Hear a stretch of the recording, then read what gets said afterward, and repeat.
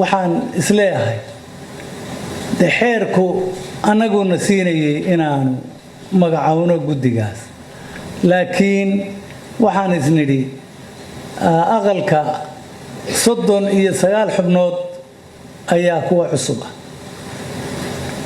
isma naqaano si fiican isma wada naqaano marka waxaan isnidhi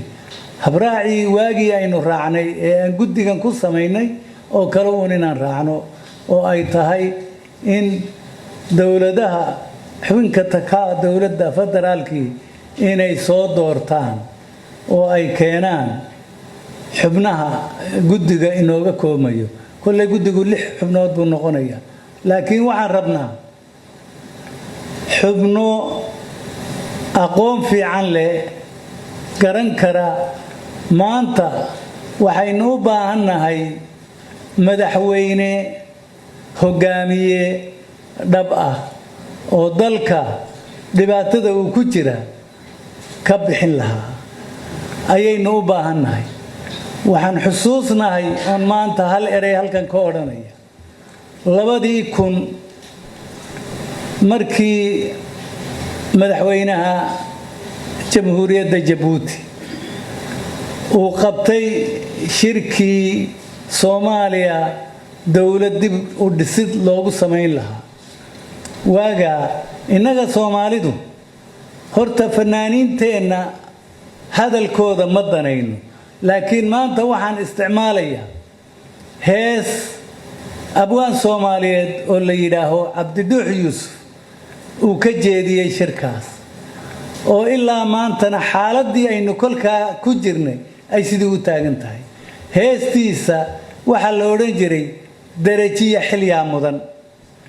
wuxuu kolkaas sifeynayay qofka ay Soomaaliya u baahantay yaa colaada damin kara dabka yaa baqtiin kara yaa dooni kara nabad dalka dib u dhiskiisiyo dadka yaa wax tari kara laba versin oo kaliya ka soo qaadanaya kaas waa mid oo kolka qofka aynu u baahannahay waa qof dalkan nabad ka dhiga dhibaatada jirta joojiya dalka dhisa dadkana wax tara inta uu inoogu sheegay abwaanku heesta intaas weey wuxuu yiri qabiilku dacar weeye qabiilku yaa diiday oran kara dadka yaa hor iman kara hadal deeqa oran kara rag iyo dumar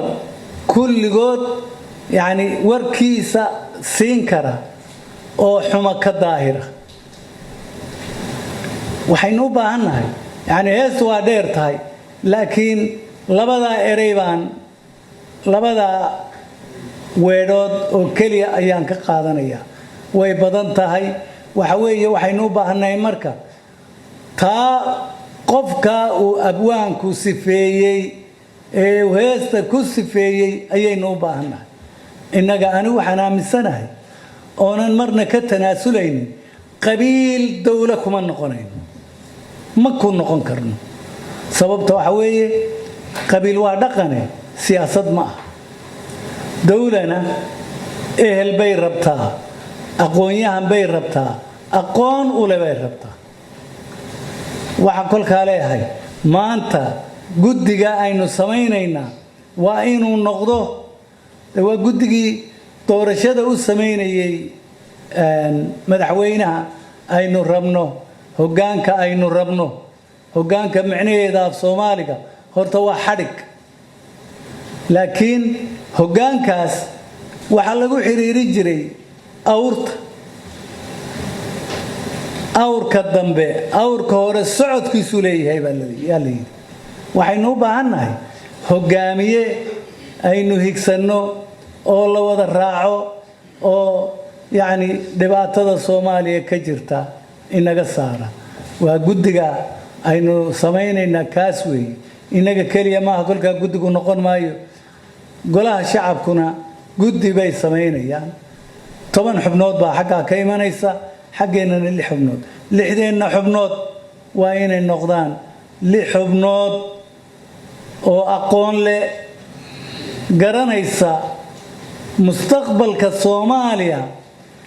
sidii lagu hogaamin lahaa ee loogu soo saari lahaa madaxweyne dhibta ka saara guddiga intaynu dooranayna intaa weey waxaan kolkaa leeyahay dawlad goboleed kasta ha isu tagto ha noo keento qofka ay leeyihiin qofkaasana matalaya iyadoonu annagu tanaasul halkaa ka samaynay annaga ay ahayd inaanu guddiga magacawno laakiin maadaama kii hore guddigii hore sida aynu qaadanay kana waxaan niri tiin baan raacaynaa oo aynu kolkaa sugaynaa inay noo keenaan aad iyo aad baad mahadsantihiin intaasaan oran lahaa waad mahadsantihiin